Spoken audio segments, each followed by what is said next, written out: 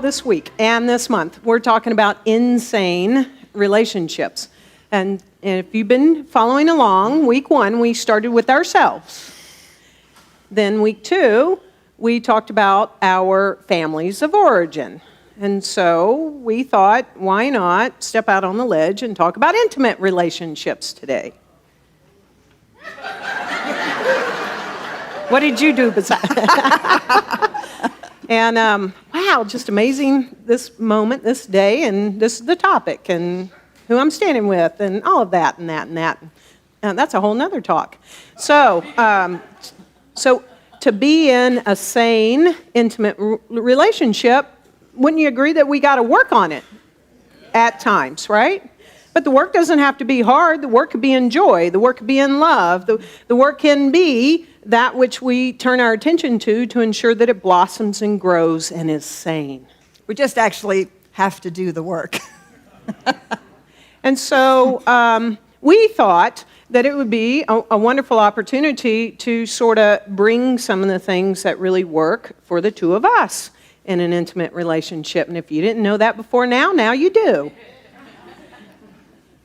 And so one of the things that struck me is that I used to say I want to be with someone that gives, we each give 50-50. 50-50, equal partnerships. And then I realized that, well, that's just two halves coming together. And so it's like 100%, 100%. Then that's two wholes coming into a holy relationship. And so we started talking about this and what are some of the ways that have really served us in these almost 2 years for the saneness of our relationship. And so we have 7 keys. So we got 7 keys that we're going to share with you, and then we're going to open it up for questions. How's that sound? Okay, here we go. Be thinking about, what are some of the issues or topics that really challenge you in your relationship and keep them insane or a little crazy. So so be thinking about that. Okay, so we somehow I discovered this book, and the book is 2. That's the name of it, 2.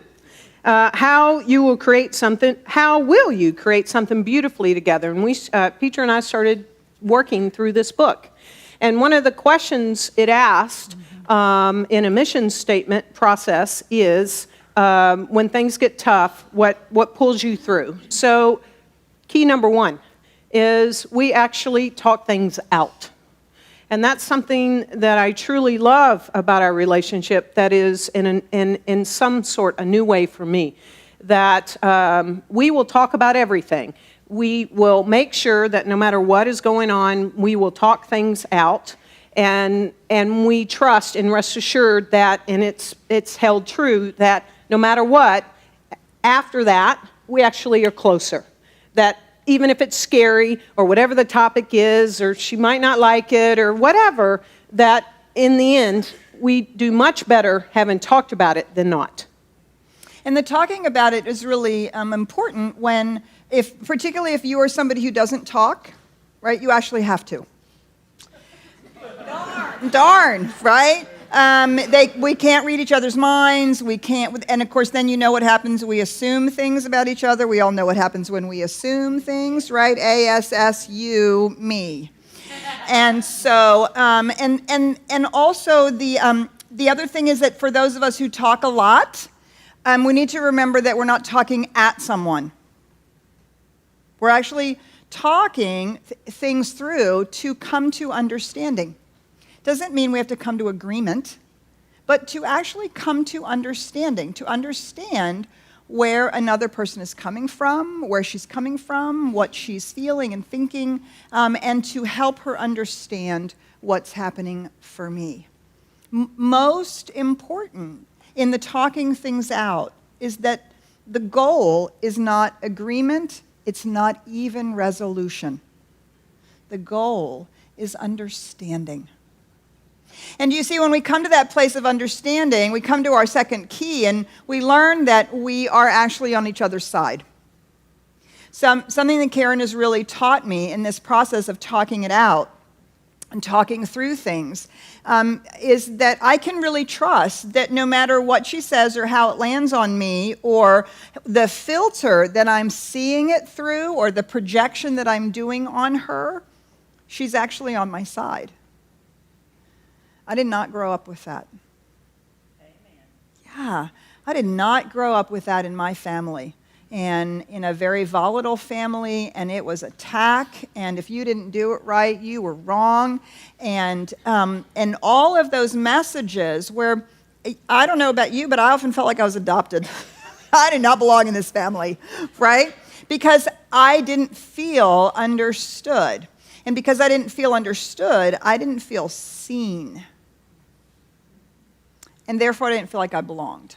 And so Karen has, in this talking it out, sometimes she's had to remind me, I really want you to know that no matter what, I'm on your side. Well, that's a novel concept, truly, but to really trust that. And you'll notice that this trust doesn't have anything to do with, oh, I trust you to be loyal. I trust you not to go have an affair. I trust you. Right? That's a given, and if that's not there, we're in trouble from the get-go. This is a much deeper trust that says, I trust you enough to know that you're always on my side, and that I'm always on yours. Yeah, because of that, actually, and all these tend to tie together, and they're interrelated. Because of that, I'm more apt now to talk things out more quickly, by the way, and to not just let them, be under the rug or stacked on top of other things and other things and other things. And by the way, you know what happens. And then eventually, if you don't talk about it, some little thing happens and you just explode. And it's because of something way back there that you actually didn't talk about. Mm-hmm. So because there is this trust that she's on my side and we're in this together, that I can bring things more quickly. Though there are times where I do my own little processing before I speak. I don't, but I don't let it linger. And plus she's really good at, she can feel it. Y'all know that? Is something going on? And then I get to talk about it. So the third key is something that we've started to do recently. It came out of one of our classes. Classes really help us. And we've started doing this. We actually are doing this on Fridays, our sacred day, our day off. And we will be walking in a park or whatever it is, sometimes driving, it doesn't matter, eating dinner. But I'll say, Petra, you got 7 minutes. What are you grateful for about me? They all look at. And she'll go, at 7 minutes. It's a long time. It's a long time. But it's meant to be a long time. It's meant to be a long time. But I don't leave her hanging there and go, well, thank you very much. Then she'll go, what are you grateful for about me? And I have 7 minutes. Now, there's no magic number in 7 minutes. We don't imagine. But 4 at least, 5 minutes, so that it feels like a long time. Even if you have to repeat yourself, you are expressing what I'm grateful for that she brings and is about her. And it is just powerful after 14 minutes of doing this process together. One of the reasons it's really important is because many of us grew up, we didn't hear I love you as much as we would like. And so we've learned to say I love you to each other. Like, by God, I'm going to say I love you. And we can, it can be a bit of a cop-out, right? Well, I love you. Well, of course I love you. Well, I love you. That doesn't actually say anything. Sometimes I'll ask, and in this moment, what is it that you love about me that causes you to say that? Yeah, she doesn't let me just say I love you. Well, what in this moment causes you to say that? Because I want to know that I'm being seen and it's not just a platitude. Do you see? And so this process of speaking gratitude causes us to go deeper, below the surface of just the casual, well, I love you. To go below that and to really speak about what I see in you, what you bring to the table. Not what you do for me, but who you are, who Karen is and how she shows up and how that impacts me and what I am grateful for. Do you see that makes it go so much deeper below just, well, I love you. And it cultivates that field between us. And yeah, it's really powerful. And you can do this with your children, with your family members, right? With people that you are in close relationship to, but to really build that habit of being grateful and in gratitude and in appreciation for each other. Now, one of the things that comes out of this and that has really come out of these conversations for Karen and I is to really notice the strengths that we bring to the relationship. And that part of what makes a sane relationship is that I see that her strength grows me. And she sees that my strength grows her.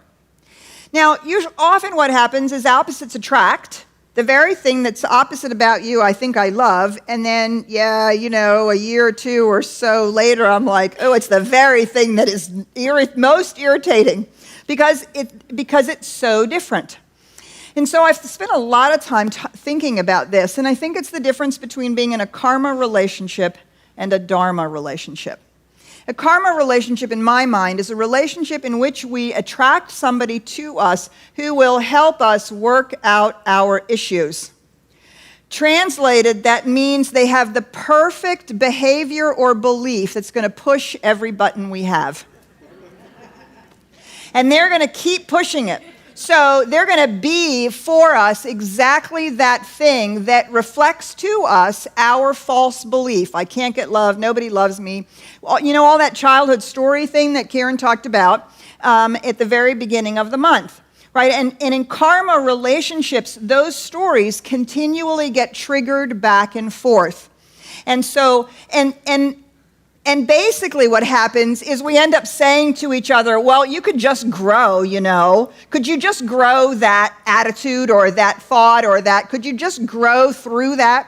And it's about the other person growing and getting better. In a dharma relationship, when we no longer need, well, let me just finish that also there is some value in that is if we will allow it. When the thing that's triggered comes up, we can, of course, grow from it. No question about it. If we're willing to look at it and we're willing to learn and see what that is, oh my God, that's my mother, oh, I see the pattern, whatever, we can, in fact, grow from it, but it's a little painful, isn't it? For all of us who have been in that kind of a relationship. And so, in a dharma relationship, do you see, we actually see each other's differences as strengths. And we recognize that that's a part of why we're together, is because that's something we ourselves want to grow.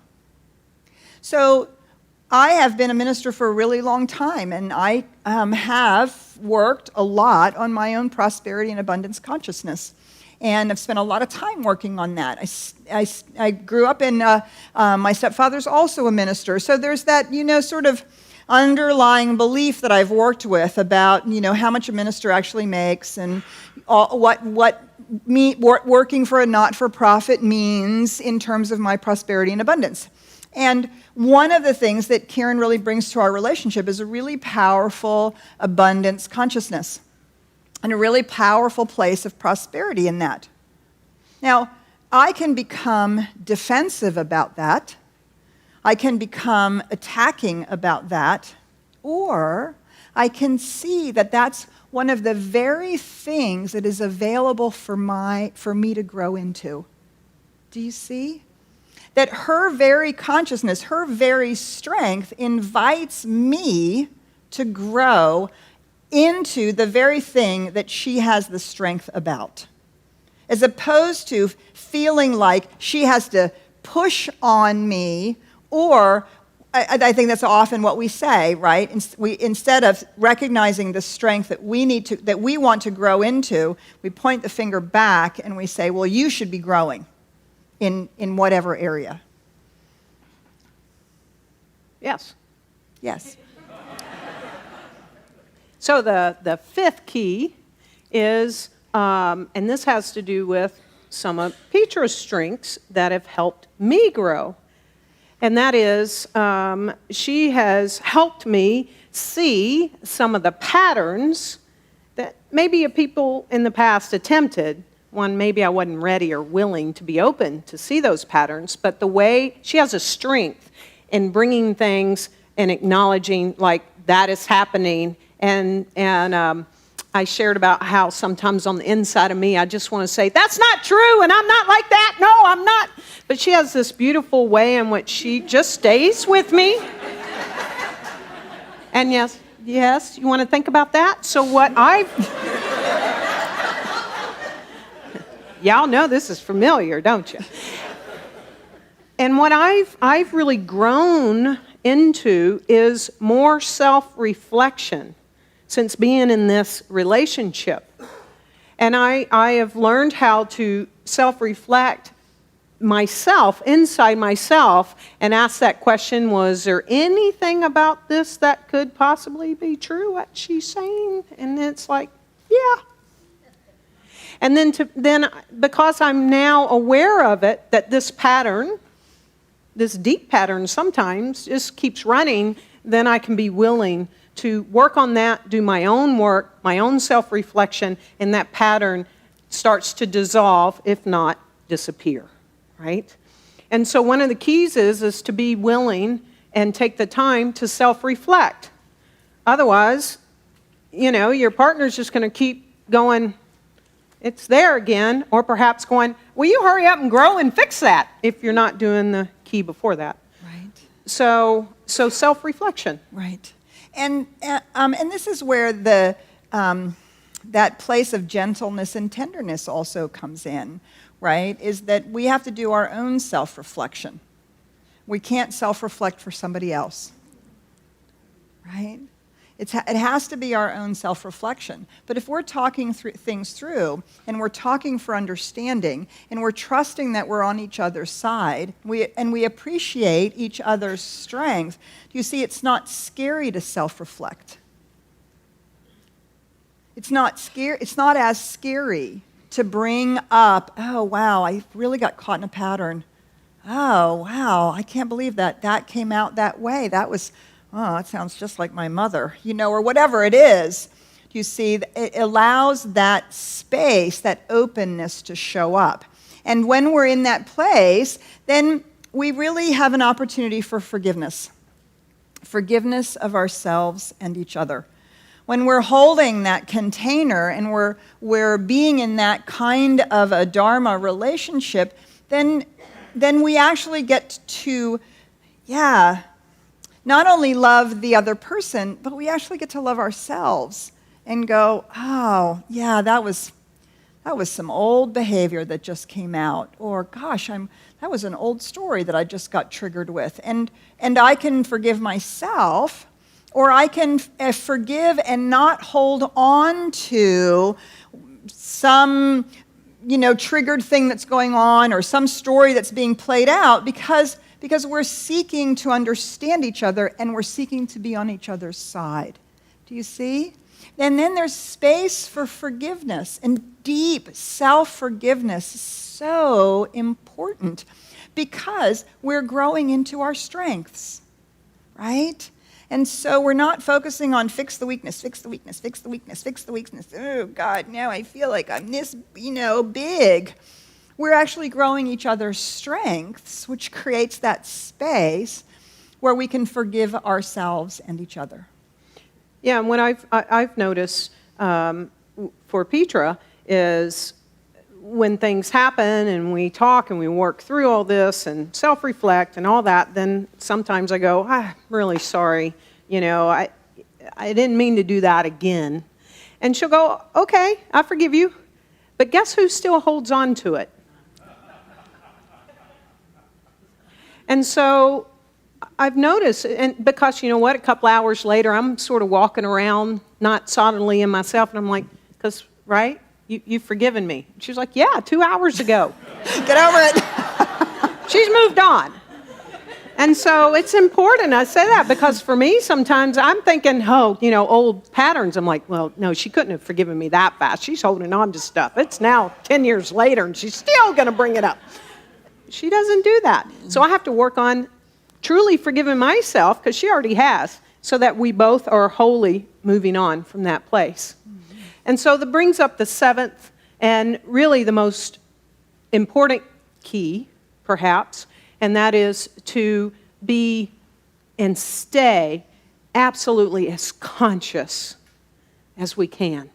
And especially in our teaching in our faith, because we know that consciousness is cause. And so and the work on it is actually to stay conscious as much as we each can. And by doing that, yes, sometimes one of us, or both of us, thank gosh it doesn't happen at the same time very often. You can go unconscious, but it's to stay conscious as best we can with something that is so sacred and important to us. And so that's the working on it piece. And you see all the other keys are all designed, and designed as if we made this up, created this. We just reflected, like, how do we do this ourselves? All these other keys, the 6 keys, are all in service to staying conscious, right? And so whichever 1 or 2 or 3 are in play for however long it takes until we can become conscious again about what's going on, and the fact that we actually want to be in a loving, intimate, open relationship with each other and grow together and not stay in whatever thing, right, is going on for us. All right, so these are our 7 keys that we've been reflecting on over the last few weeks as we've been preparing for this talk. So we just like to invite you. We've got a couple of mic runners. If you have a question that you would like to ask, we'd love to just ask you to raise your hand, and Lainey or Doreen will come and give you a mic. Please say your name, and then ask or say whatever it is that you'd like to say. And we've got one, all the way in the back. Great. Hi, I'm Carl. You know, one of the things that is a great list, and one of the things I would add to that list would be to know each other's boundaries. Because, being opposite people, and Randy and we're opposite, but we have a shared meaning, of course, and shared things that we connect on. And there's certain things that she loves to do that I don't like to do. Like Randy loves crossword puzzles. And I'm not a crossword puzzle person at all. I'm just glad that she likes it. Right. And I love to read, philosophy books. And I need my time to go do that. And Randy needs her time to do what she likes to do. Beautiful. So boundaries are real important. And to being sensitive to those boundaries. Yes. Sensitive time when someone needs some quiet time, or when somebody needs some getaway time. Right. Beautiful. Yeah. Thank you, Carl. And you brought up a great point. So yes, to really understand, and we've talked about this recently, and this is probably perhaps the first time in a relationship for Petra, and I would say for me as well, is that I have come to understand what an introvert she is. She's a huge introvert, which means the way she gets plugged up and plugged in and refilled, recharged again, is to be by herself. Well, because of this relationship, I'm okay with her going off for a week by herself and not connecting with her other than text to know that she's okay each day. But that's what she recently did, and she's not had someone that gives her truly the 100% space to do that. And so it's been good for me, and it's been great for her. She'd stay out a month or 2 or 3. But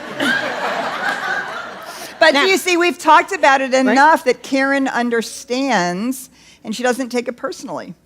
And if she does take it personally, she recognizes through self-reflection that that's something that's been tapped into, right? And so in that process of openly talking about all of that, that's what's allowed that to be okay. And truthfully, Karen is right. I've never been in a relationship before where my massive need for alone time wasn't seen as, what do you mean? You don't want to spend time with me? What's wrong with our relationship? Why do you not like me? Or whatever it is. Yeah, great. So our boundaries, right? When we're talking it out to actually understand each other, then our boundaries become more available to us to speak them, and then of course to honor them. Good, thank you. All Who right. else? Other question? Raise your hands. You can do more than one at a time. Raise your Yep, hand. question, comment. Okay. There's one over there, too. Hi, everybody. I'm Cache. And eat the mic if you Yeah. would. Eat the mic. Okay. There you go. First of all, thank you guys for opening up and sharing your story. I think it's awesome to just thank know you. you deeper like this. So I'm trying to, I love the list, but I'm trying to picture it for me, which I'm going into a space of new relationships. So dating and just now getting out there. So with that being said, how do you navigate? Because I feel myself sometimes those triggers when a man doesn't do exactly what I want, when I think he should be a man and he doesn't. So how do I navigate those triggers? Because I know talking things out can be a lot for a new relationship, and just kind of how do I deal with that part of it? Well, yeah, so that takes us to the self-reflection part, right? If we're wanting to attract in a new relationship, we really have to self-reflect on what are our beliefs, thoughts, and attitudes about relationship that are drawing in, and what judgments and projections do we then have that we're putting on that other person. Right? And so again, if we're still working in a karmic relationship kind of place, and we have a lot of projections and judgments, and if we are not doing the work ourselves, we will keep attracting that kind of thing. So talking it out at that point may or may not be appropriate. What is always appropriate is, on the one hand, the self-reflection part, seeing what it is that is unique and precious about that other person, because truly, I do actually adore this woman, and on a human side, she is not perfect.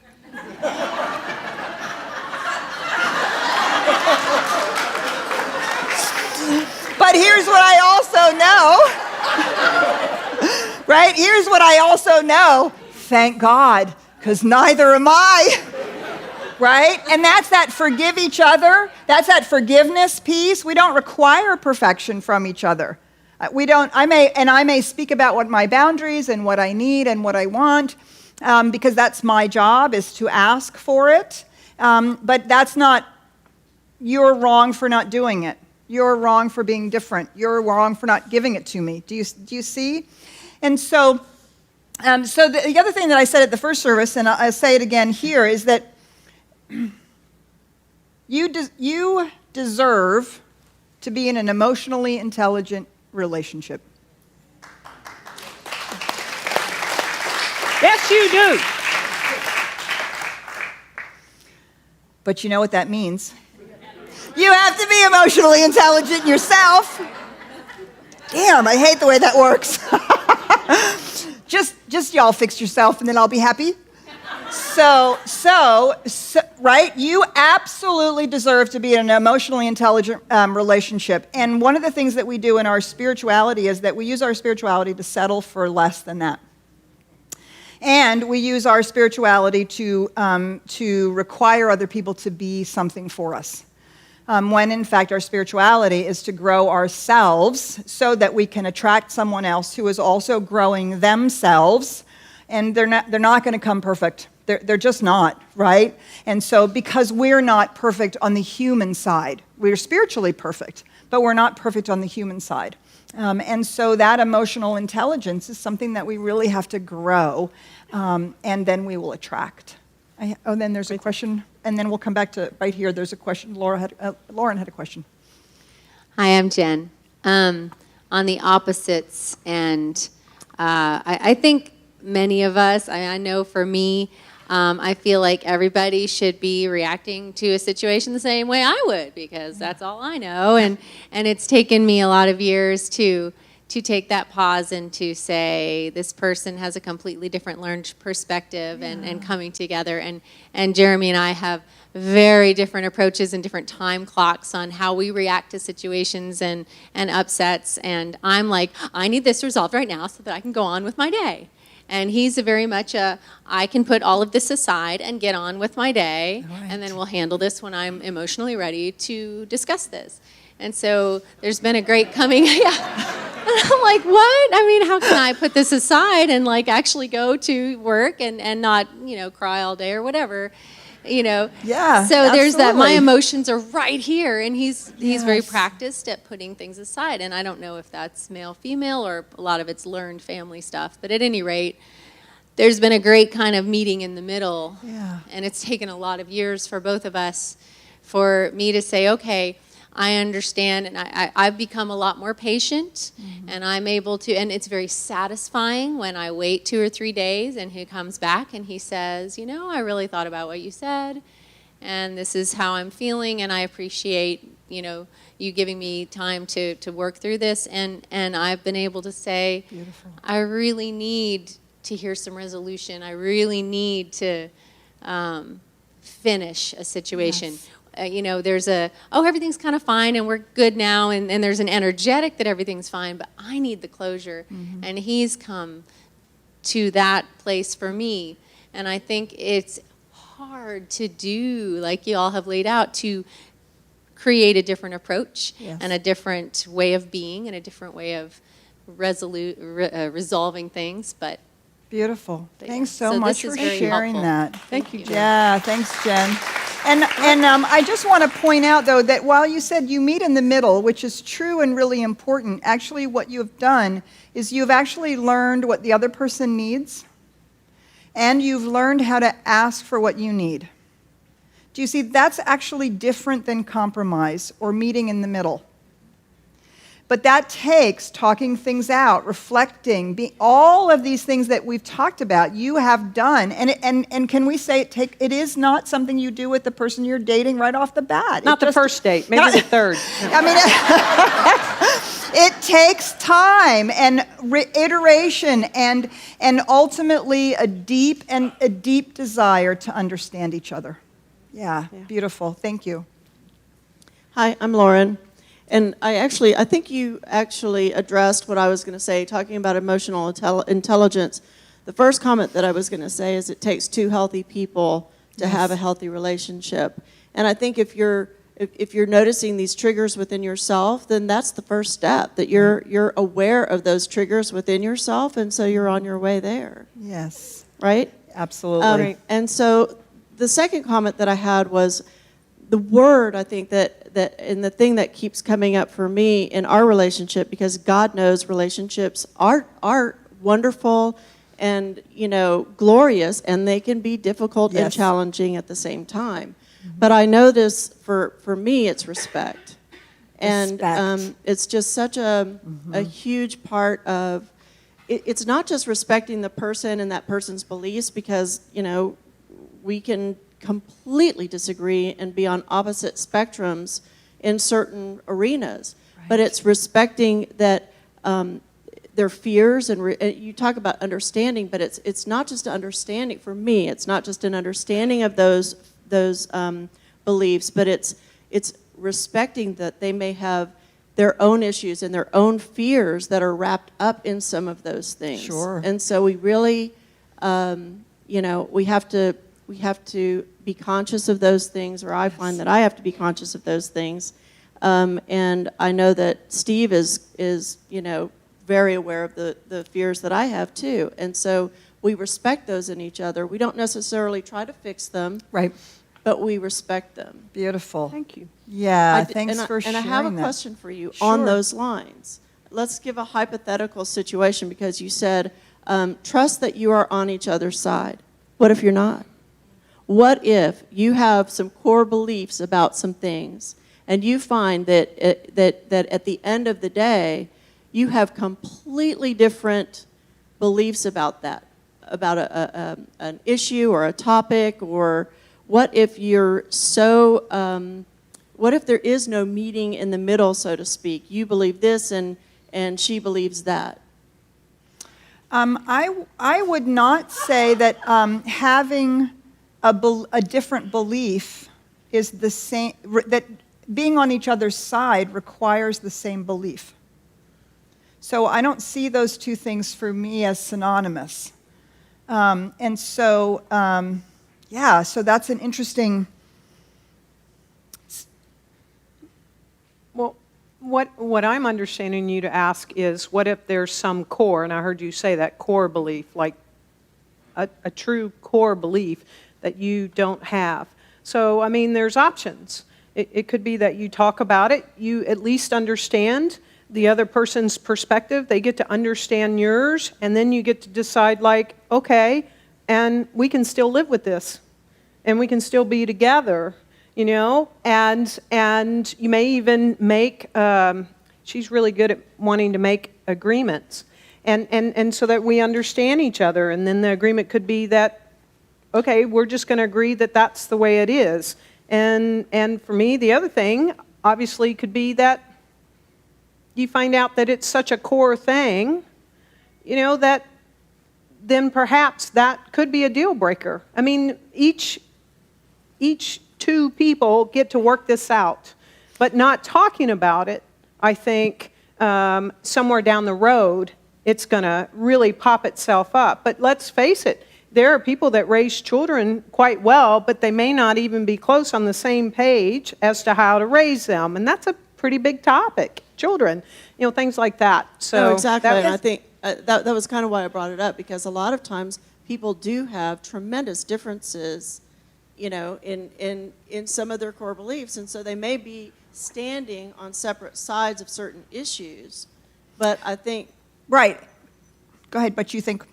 No, and I think that if they do have these other aspects of the relationship, then it works. But without the other aspects of the relationship, then it doesn't work. Right. And Lauren, you say something really important, and I think you've touched on something that I think is one of the things that kills relationships, and that is a belief that you have to believe like me. Right. And that is a belief that you have to see things like me for me to be on your side. I mean, I'm reflecting. Okay, so for me, I process things like I need an example. So I'm scanning my life while you're talking. Okay, where do I have an example of this? Do I have an example of someone who I fundamentally disagree with in terms of a belief system, but who I feel is I am on their side and they are on mine? And my son is the perfect example. I mean, we have some deeply held core beliefs that we are diametrically opposed on, and we have had very vociferous conversations around. But the fact that he believes that differently from me does not in any way, shape, or form impact the fact that I'm on his side. I want him to, and so let's define, what does I'm on your side mean? Okay, maybe that's the issue. Maybe we can clarify that. What it means for me to be on Karen's side, or let me say more importantly, what it means for me when I feel that she's on my side, I feel that no matter what, she wants the best for me. That she's always coming from a place of emotional support, even if she violently disagrees with me. And so she's on my and she's on my side for my growth. And I think about it, I'm like really feeling into, like, what does that mean to be on her side? I want her to play as big as she can play. I want her to be as happy as she can be. I want her to be as fulfilled and successful as she can possibly imagine. Do you notice that none of those things have anything to do with me? None of them. I don't have to agree, approve. I don't have to have an opinion about it. I don't have to have a shared belief about it. But that's being on her side. And ultimately, you know, with this thing, this word, which we haven't used, and actually, Karen and I talked about this as we were really talking about this relationship topic, is we really haven't used the term love. because of that. Love is a little slippery, and we think of Hallmark cards and Hallmark movies and stories that we've read and things like that. And love can be really slippery and to try to understand. And so this being on your side, to me, is the deepest unconditionality there is. I am unconditionally for your good. Now, this doesn't mean I don't have boundaries and I don't ask for things and we don't have to work things out, but do you see, I'm unconditionally for your good and your happiness. I think that's a good place to sort of rest. Oh, time's up. Yeah. Yay!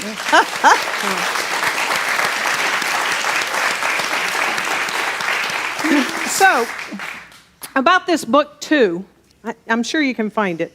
Some friends have already found it. live-inspired.com, by the way, is on the back of the book. So we started working through this book, and we're about halfway, sort of, kind of, through the book. And it's a wonderful book that we're just, at moments, we'll say, hey, let's get the 2 book and pull it out. And so one of the things, and Petra did this at a Friday Night Light recently, one of the things is we created a couple's mission statement. And it took several hours for 3 consecutive days to come up with a couple's mission statement. And this is where we hold our relationship now. And so we thought we'd share it with you. And it says that our relationship is a thing of beauty and joy based on spirituality, self-care, and playing big. We encourage intimacy, talking, making a difference, and modeling a healthy relationship. We take time for travel, adventure, creativity, friends, and nature. We show up as enthusiasm, kindness, and presence. Yes. So, we invite you to make your own couple's mission statement. And even if you're not in a couple, you can make a mission statement, because we know that when you're clear, it will attract. And one of the things that we talked about in first service, and I've had this recent realization, is sometimes we playfully say, why didn't we meet each other 20, 30 years ago, kind of thing. We weren't ready for each other because we hadn't done our own work. And I actually really think it was when I went through the cancer diagnosis, and all I did was focus on me and taking care of me and working on some really deep-seated stuff, that because I was no longer searching for a relationship and I was working on me, that I think I became ready to be with thee, you know. And so one of the things, though, that we want to share with you on today, because it's the topic, is we want you to save the date. We want to invite you to something pretty significant in our lives. And so we want you to save the date, 9/9/2017. Yes. They already know what we're going to say, right?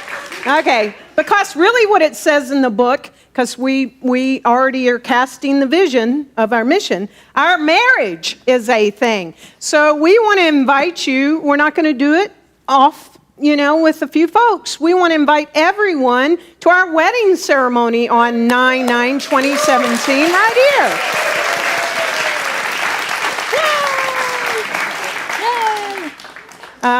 So we just want to embrace all of the intimate relationships. And words cannot even begin to express how this is so beyond my wildest dreams that I could actually stand on a Sunday in a church, in a sanctuary, and actually invite you to our wedding. And that is such a loving response. So we know this for everyone here, that we each are in sane relationships, and we take it up consciously. And so it is. And so it is.